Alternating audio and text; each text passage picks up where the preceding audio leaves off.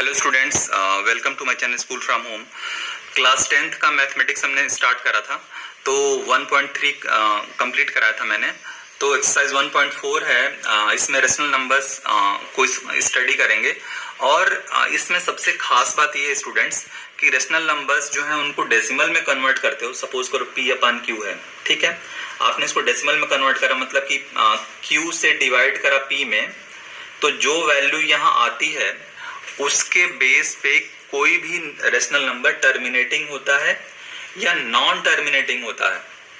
तो टर्मिनेटिंग का मतलब ये हुआ, अगर ये P/Q कोई रेशनल नंबर है और आपने डिवाइड किया और कोई इस तरह से नंबर आया 1.10101010, तो दिस इज नॉट टर्मिनेटिंग, ठीक है ना। This is repeating, 101010 is repeating. तो ये इसका एग्जाम्पल हुआ, मतलब कि ऐसा रेशनल नंबर जिसको आप P/Q के फॉर्म में लिखते हो और उसको सॉल्व करते हो, ऐसे डिवाइड करने आपको आता होगा, और वो इस फॉर्म में आता है, रिपीट करता है 1010 फॉर एग्जाम्पल, तो that is called non terminating. मतलब कि ये डिवाइड जो है टर्मिनेट नहीं हो रहा, रिपीट कर रहा। टर्मिनेटिंग का मतलब ये हो बच्चों, आपने कोई सिंपल सा नंबर लिया 1/2, इसका डिवाइड करा 0.5 आ गया, ठीक है ना। तो ये टर्मिनेट हो गया, आपने इसको सॉल्व किया, टर्मिनेट हो गया, ठीक है। तो ये दो कंसेप्ट पे पूरा एक्सरसाइज बेस्ड है, terminating and non terminating repeating. तो टर्मिनेटिंग तो सिंपल सा है, आप ये डिवाइड किए और आंसर आ गया, टर्मिनेट हो गया उसका आंसर। नॉन टर्मिनेटिंग रिपीटिंग का मतलब ये हो कि डिवाइड करने के बाद ये बार बार वही चीज आ रही है, रिपीट हो रही है। आप 1/3 को डिवाइड करके देखिएगा फॉर एग्जाम्पल के लिए, तो आपको समझ में आएगा कि आप ये 0.3333 ऐसे टर्मिनेट ही नहीं होता। तो this is non terminating repeating. तो इसी बेस पे क्वेश्चन नंबर 1 है एनसीईआरटी का, ठीक है। इसमें क्वेश्चन नंबर 1 आप लोग बुक में ओपन करिएगा, रियल नंबर्स एक्सरसाइज 1.4। तो इसका ए पार्ट है 13/3125, ठीक है।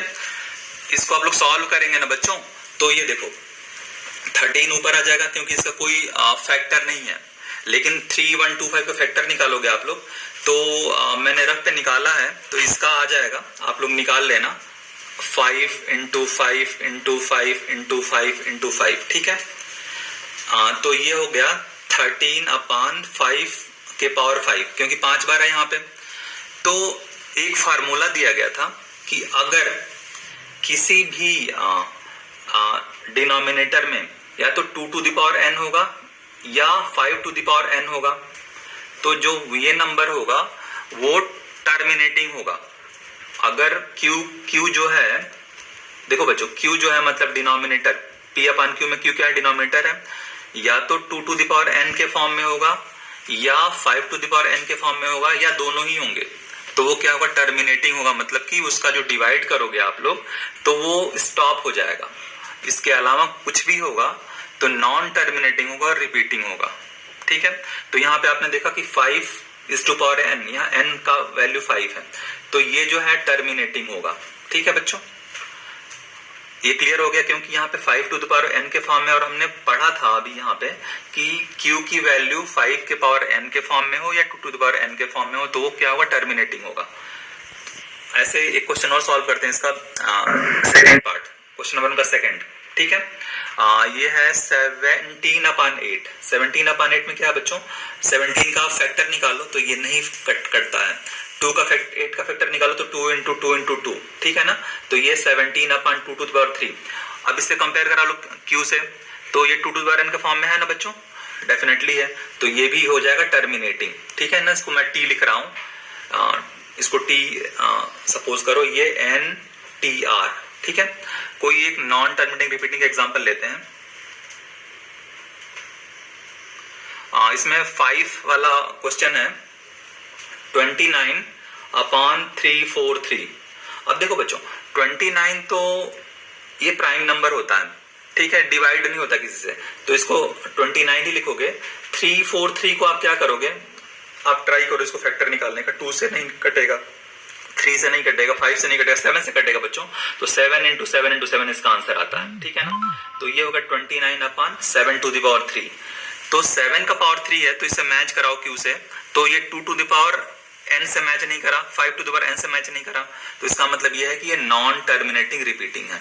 तो मैंने दोनों का एग्जांपल बता दिया क्वेश्चन नंबर 1 में, टर्मिनेटिंग का भी और नॉन टर्मिनेटिंग रिपीटिंग का भी। तो क्वेश्चन नंबर 2 का एक क्वेश्चन करते हैं।